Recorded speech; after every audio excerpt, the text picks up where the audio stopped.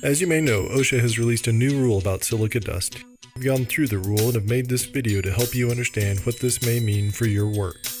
The first thing to understand is where you might encounter silica dust on the job site. Crystalline silica is generally found in concrete, brick, and stone products, as well as man-made stone and other masonry materials.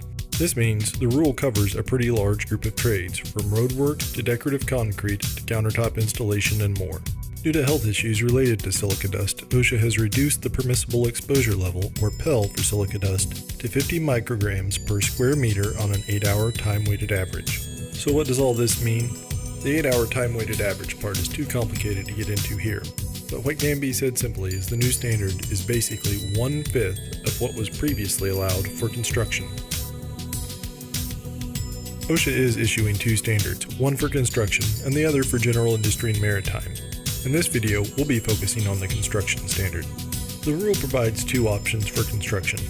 Option 1 is, in short, to control the dust with your own measures, then measure the amount of silica dust to which workers are exposed. If it's at or above the action level of 25 micrograms per square meter over an 8-hour time-weighted average, you must find better measures to protect workers from crystalline silica dust exposure.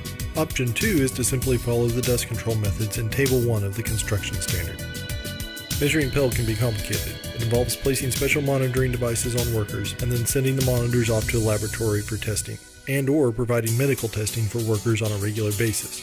So basically, you have to say, I've got my own way to control the dust, then take the time and expense to test your idea. If your idea works, you're set, but if not, you start all over again until you get it right. For many businesses, this isn't going to be very practical, and that's why Table 1 may be the better option. So let's look at Table 1. Table 1 shows dust control methods for many common job site operations. According to OSHA's fact sheet, employers who follow Table 1 correctly are not required to measure workers' exposure to silica and are not subject to the PEL. For tools like stationary masonry saws, hand saws, walk-behind and drivable saws, rig-mounted core saws, or drills, Table 1 requires the use of a tool equipped with an integrated water delivery system that continuously feeds water to the blade or bit. And this is almost always followed up with the instruction to operate and maintain the tool in accordance with the manufacturer's instructions to minimize dust emissions. Other tasks have different requirements and options. Things like cutting fiber cement board, tuck pointing, dowel drilling concrete, and using handheld and stand-mounted drills must use a commercially available dust route and a dust collector. For jackhammers and chipping tools like hammer drills, handheld grinders, walk-behind milling machines, and floor grinders have the option of using a water delivery system or a dust collector for less mess. Along with the requirement for using a dust collector in many of the operations, Table 1 also places requirements on the dust collector itself.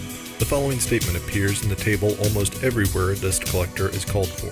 Quote, the dust collector must provide the airflow recommended by the tool manufacturer or greater and have a filter with 99% or greater efficiency and a filter cleaning mechanism.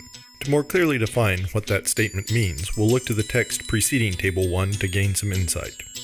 Let's first take a look at what is written about filter efficiency. It shows us that OSHA had originally considered requiring HEPA filters, which provide a filter efficiency of 99.97% at 0.3 microns. Table 1 is available to view at osha.gov/silica. Just look for the link in the upper right-hand corner.